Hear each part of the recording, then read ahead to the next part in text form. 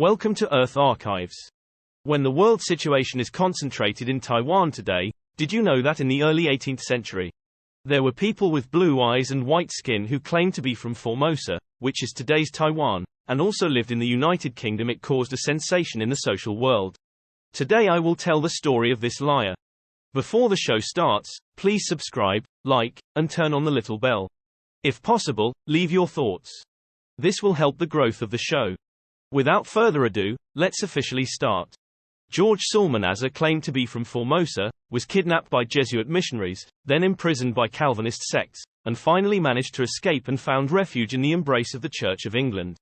In his posthumously published Memoirs, Psalmanazar admitted that this tragic story was fabricated by him.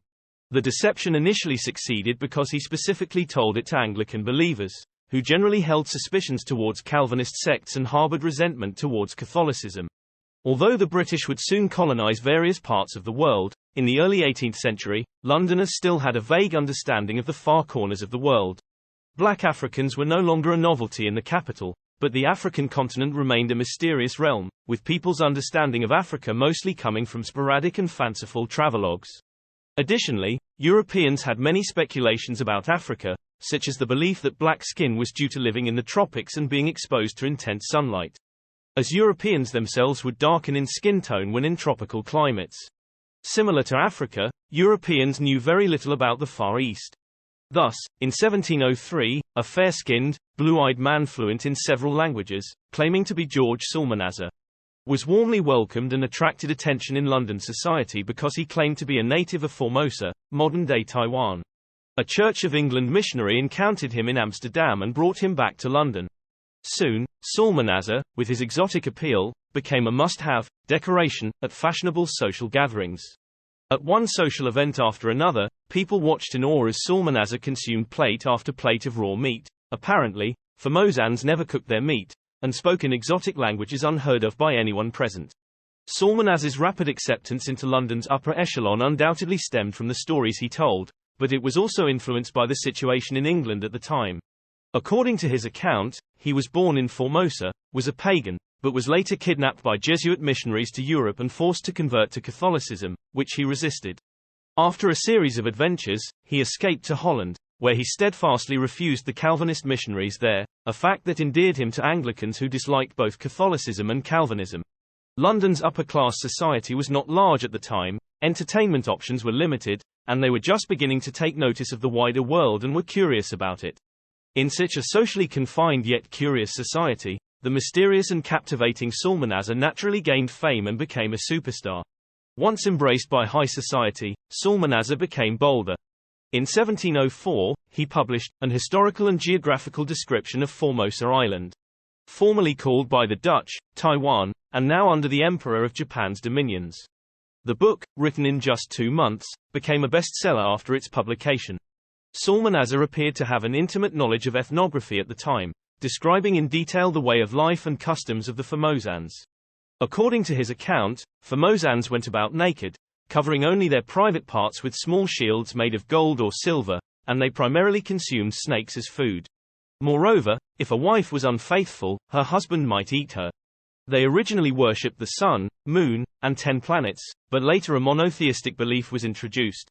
Currently, they sacrifice 18,000 young boys annually to the new god at the beginning of the year and roast the hearts of the sacrificial victims on metal grills. To modern ears, these accounts sound absurd, but to people at the time who were eager for knowledge and curious about the unknown world, and who had some knowledge of Incan and Aztec sacrificial rituals, it wouldn't have seemed excessively strange. Psalmanazar's greatest achievement was perhaps the invention of the Formosan language and script, which he described in a convincing manner, even pronouncing it with an unrecognizable accent. His accounts were so convincing that even scholars at Oxford consulted his Formosan alphabet well into the mid-18th century. However, it was also a time of skepticism, and many in London doubted the existence of the Formosans described in rumours. At a meeting of the Royal Society, Psalmanazar faced rigorous questioning but cleverly answered sharp questions posed by astronomers like Edmund Halley and others. For example, when Halley asked about the time chimneys in Formosa cast shadows under sunlight, as it could be verified through astronomical observations, Psalmanazar replied that the chimneys in Formosa were built with angles that made it impossible to determine the time when sunlight would cast shadows on them. Another person questioned why his skin was so fair. He explained that he came from the upper class, and the upper class in Formosa lived in shady trees or underground dwellings, hence preserving their fair complexion.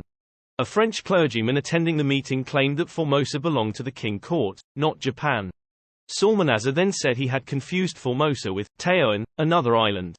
The meeting of the Royal Society perhaps ended in a stalemate, but as time passed and actual information about Formosa infiltrated England, Psalmanazar's claim of being a Formosan became increasingly untenable. The missionary who sponsored him ran off to Portugal to become a military chaplain, and Psalmanazar himself gradually faded from social circles. Eventually descending into poverty on Grub Street, the bustling centre of the burgeoning gossip pamphlet industry in London. Later, Psalmanazar wrote a memoir published after his death. In the memoir, he didn't reveal his true identity but admitted that the stories about Formosa and his own background were fabricated. His true origins remain unclear to this day, but it is most likely that he was a Catholic from a rural village in southern France who fled his birthplace with his language talents and was eventually discovered by Anglican sponsors. Psalmanazar effortlessly captivated those he encountered, answered sharp and tricky questions fluidly, and maintained his false identity as a Formosan. His ability to deceive was truly remarkable. However, perhaps the most astonishing thing in his life was his later friendship with the literary giant Samuel Johnson.